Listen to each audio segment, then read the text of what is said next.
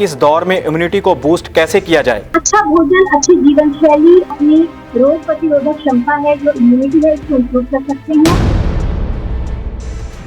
अगर हम बैठे बैठे खाएंगे, कोई एक्सरसाइज नहीं करेंगे, मोटापा है, जो फैट है वो बढ़ जाएगी। इससे बचने के लिए क्या करना चाहिए? भोजन तला हुआ है उसे करना बंद करें और जो अंकुरित और जो सीजनल मौसमी सब्जियां उसे लेना शुरू करें। घिया, तोरी, परवल, टिंडे ये सब्जियां ज्यादा लें। च्यवनप्राश भी खा सकते हैं, उसका क्या फायदा है? च्यवनप्राश में कई तरह की और भी जड़ी बूटियां हैं और हमारे शरीर में रोग प्रतिरोधक क्षमता को बढ़ाते हैं। मसालों का काढ़ा बनाकर पी सकते हैं, तो ये पेट के लिए हानिकारक नहीं होगा? हमें मसाले लेने चाहिए, वो क्या करते हैं हमारा दीपन और पाचन करते हैं, डाइजेशन को इम्प्रूव करते हैं। नमस्कार दोस्तों, D5 चैनल हिंदी देख रहे सभी दर्शकों का मैं धर्मेंद्र संधू स्वागत करता हूं। दोस्तों, महामारी के इस दौर में इंसान की इम्यूनिटी का मजबूत होना बेहद ज़रूरी है, तभी ऐसे संक्रमणों से बचाव हो सकता है। इसी विषय पर बातचीत करने के लिए हमारे साथ मौजूद हैं डॉक्टर हिमांशु शर्मा जी। डॉक्टर साहब, आपका बहुत बहुत स्वागत है। धन्यवाद। और सबसे पहला यही सवाल कि इस दौर में इम्यूनिटी को बूस्ट कैसे किया जाए?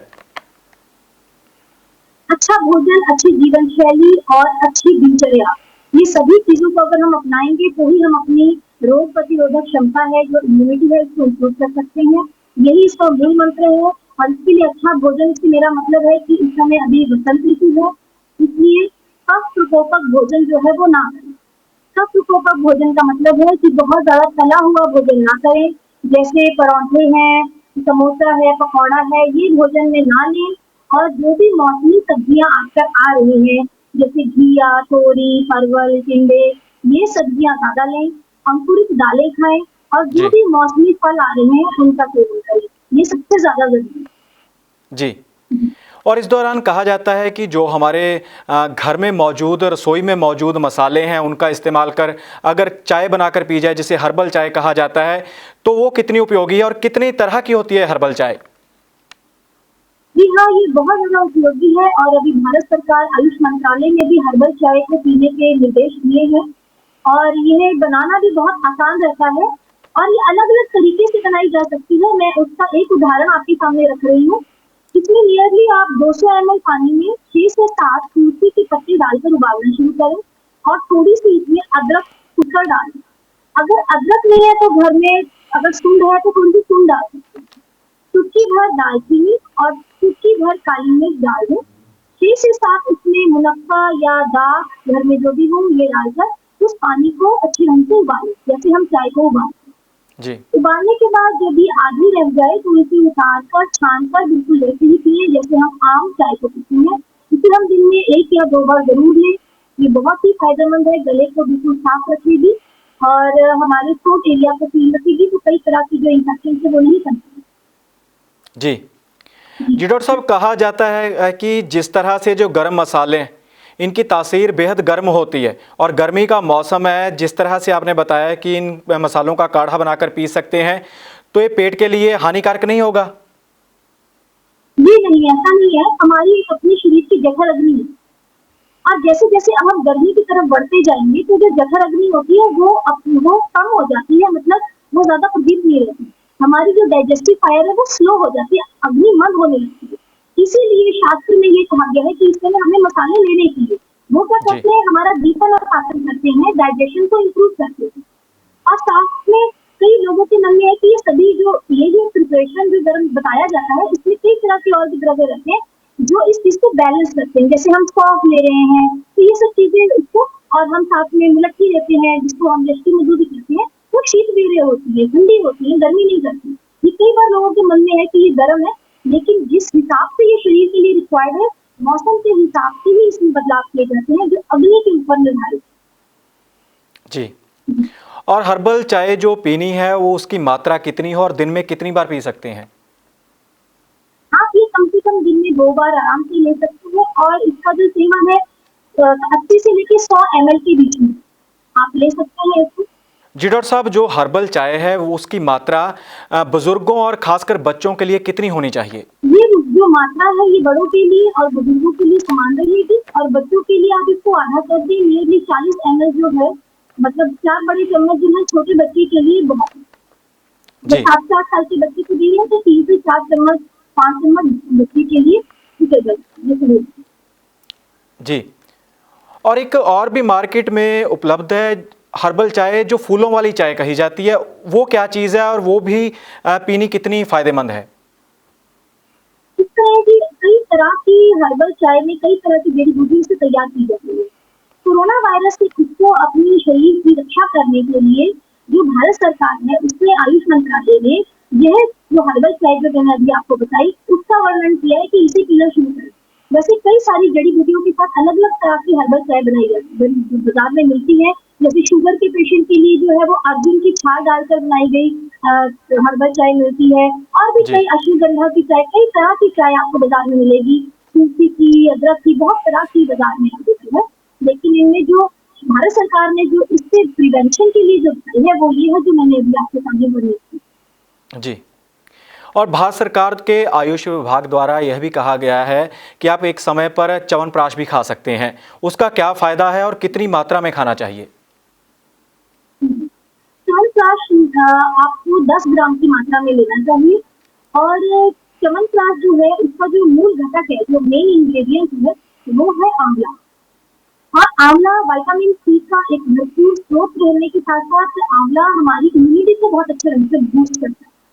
इसलिए च्यवनप्राश में कई तरह की और भी जड़ी बूटियां हैं जो एक time tested classical Ayurvedic preparation है जिससे इसमें कई तरह के द्रव्य होते हैं जो हमारी मेमोरी को भी बूस्ट करते हैं, हमारी याददाश्त को अच्छा करते हैं और हमारे शरीर में रोग प्रतिरोधक क्षमता को बढ़ाते हैं। आयुर्वेद में इसका वर्णन 7 रोग अधिकाएं मतलब जिसमें खांसी के बारे में चिकित्सा बताई गई है उस अध्याय में इसका वर्णन किया गया है। और च्यवनप्राश जो है किसी भी उम्र में लिया जा सकता है।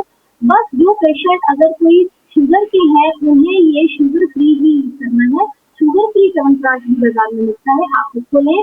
और बाकी जो लोग हैं वो सभी आम जो च्यवनप्राश है वो लें। जी। और किसके साथ च्यवनप्राश का सेवन करना चाहिए कि ज़्यादा फायदा हो? च्यवनप्राश वैसे भी अकेले सेवन किया जा सकता है और दूध के साथ भी इसे लिया जा सकता है। दोनों में से किसी के साथ भी अगर वैसे भी लेंगे तो कोई दिक्कत नहीं है, अकेले भी जी लेंगे। जी। इसकी मात्रा की बात की जाए कि बच्चों और बुजुर्गों के लिए इसकी मात्रा कितनी हो? बड़ों के लिए इसकी मात्रा 10 ग्राम रहेगी मतलब एक छोटा चम्मच सुबह और शाम। और जो बच्चे हैं उनके लिए 5 ग्राम एक चम्मच भी उनके लिए सफिशिएंट। जी। 5 ग्राम की मात्रा बच्चे के लिए। और जिस तरह से आपने बताया कि इम्यूनिटी को बूस्ट करने के लिए हम फल भी खा सकते हैं, मौसमी सब्जियां खा सकते हैं, मुख्य रूप से कौन से ऐसे खास फल हैं जिस तरह से कहा जाता है कि आप संतरा खाओ, आप किन्नू खाओ या नींबू पानी पियो, ये कहाँ तक सही है? हाँ ये बिल्कुल सही है क्योंकि ये सभी जो है इसमें विटामिन सी भरपूर मात्रा में। नारंगी है या आप ऑरेंज संतरा खा रहे हैं या नारियल ये अपना नींबू पानी पी रहे हैं इन सभी में विटामिन सी की भरपूर मात्रा होने से ये इम्यूनिटी को बूस्ट करता है। इसीलिए जो सिट्रस फ्रूट्स हैं उनके बारे में ज्यादा कहा जा रहा है कि उनका सेवन। लेकिन मेरा मानना है कि जो इम्यूनिटी है उसकी कई फैक्टर से भोजन में आपका मानसिक और शारीरिक संतुलन होना भी जी। और खास तरह का कोई अनाज या खास तरह का खाद्य पदार्थ जो इम्यूनिटी को बूस्ट करता हो? जो भी भोजन जो है उसे अच्छी मात्रा सही मात्रा में प्रतिरोधक क्षमता को बढ़ाता है। जब तक शरीर की अग्नि अगर पाचन जो है शरीर का सही नहीं है कई लोग देखने में हमें बहुत हेल्दी लगते हैं, जिम जाते हैं और बहुत अच्छी उनकी सेहत है उसके बावजूद भी उनकी इम्यूनिटी अच्छी नहीं होती। तो उसका कारण सिर्फ भोजन नहीं है, उनका मानसिक जो संतुलन है कैसा है, उनका माइंड मेकअप कैसा है ये भी बड़ा डिपेंड करता है अच्छी सेहत के ऊपर। तो अपना भोजन और जीवन दोनों ही मिलाकर जो है आपकी इम्यूनिटी को बूस्ट जी। और अगर बात बुजुर्गों की जाए तो उनका जो पाचन तंत्र है उम्र के हिसाब से थोड़ा कमज़ोर हो जाता है, तो उनके लिए कोई खास आहार, क्योंकि कई बार जो फ्रूट हैं उनको पाचन तंत्र में जो है गड़बड़ी करते हैं, हैवी होते हैं, उनके लिए कोई खास टिप्स? जो बुजुर्ग लोग जी हैं उनका जैसे आप कह रहे हैं कि भोजन पाचन तंत्र जो है वो कमजोर रहता है तो ऐसे लोगों को अपने भोजन में जीरा धनिया लहसुन और हींग का इस्तेमाल जरूर करना चाहिए। ये हमारा द्वितीय पाचन करते हैं यानी अग्नि को भी प्रदीप्त रखते हैं और भोजन के पाचन में भी मददगार है, भोजन को पचाने में भी हेल्पफुल रहते हैं। इसे इन 4 चीजों का जरूर सेवन करें और भोजन के अच्छे पाचन के लिए गर्म या कोसा पानी जरूर लें। ठंडा पानी जो है वो हमारे पाचन तंत्र को, जो हमारी जठर अग्नि है, उसको और धीमा कर देता है। इसलिए ठंडा पानी बिल्कुल ना पिए, पानी गर्म ही पिए। अगर ये छोटी छोटी चीजें हम अपनाएंगे तो हमारा पाचन तंत्र जो है वो सही ढंग से काम करेगा और भोजन को पचाने में सक्षम होगा। जी जी डॉक्टर साहब, अब सवाल ये होता है कि जिस तरह से अब लॉकडाउन है, लोग घरों में बैठे हैं, बैठे बैठे ही खा रहे हैं और कहा जाता है कि अगर हम बैठे बैठे खाएंगे, कोई एक्सरसाइज नहीं करेंगे, बाहर नहीं निकलेंगे, तो जो हमारी मोटापा है, जो फैट है, वो बढ़ जाएगी। इससे बचने के लिए क्या करना चाहिए? आजकल लोग घरों में बैठे हुए हैं और जो भोजन है वो बहुत ज्यादा गरिष्ठ कर रहे हैं, बहुत तला हुआ भोजन कर रहे हैं।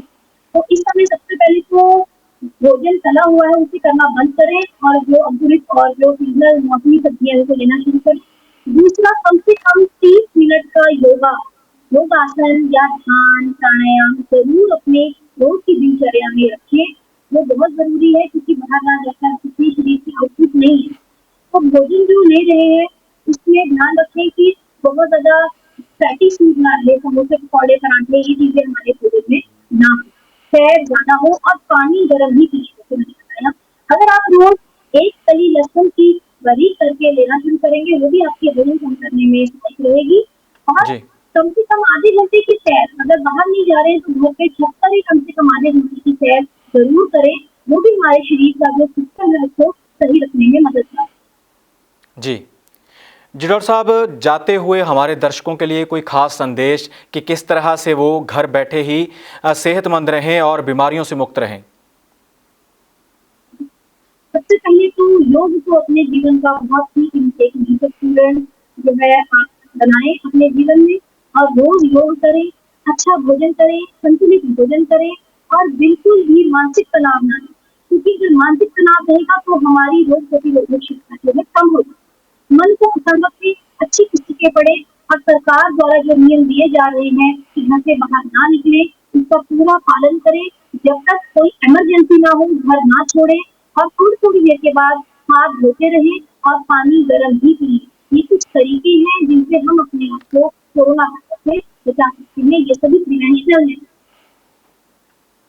जी जी डॉक्टर साहब, आपका बहुत बहुत धन्यवाद। जिस तरह से आपने बताया कि इम्यूनिटी को बूस्ट कैसे किया जा सकता है, हर्बल चाय से, खान पान में अपने मौसमी फल व सब्जियां शामिल करके हम जो इम्यूनिटी को बूस्ट कर सकते हैं, ताकि जिस तरह की महामारी का सामना पूरा विश्व कर रहा है, इस महामारी से बचा जा सके। जी डॉक्टर साहब, आपका बहुत बहुत धन्यवाद। तो दोस्तों, ये थे हमारे साथ मौजूद डॉक्टर हिमांशु शर्मा, जो कि आयुर्वेद के विशेषज्ञ हैं। उन्होंने बताया कि किस तरह से हम महामारी के दौर में अपनी इम्यूनिटी को बूस्ट कर सकते हैं, घर पर बैठकर फैट से बच सकते हैं, मोटापा कम कर सकते हैं और किस तरह से अपना ध्यान लगाकर अपने शरीर को, तन को, मन को स्वस्थ कर सकते हैं। ऐसी जानकारी लेकर फिर हाजिर होंगे। जुड़े रहिए D5 चैनल हिंदी के साथ।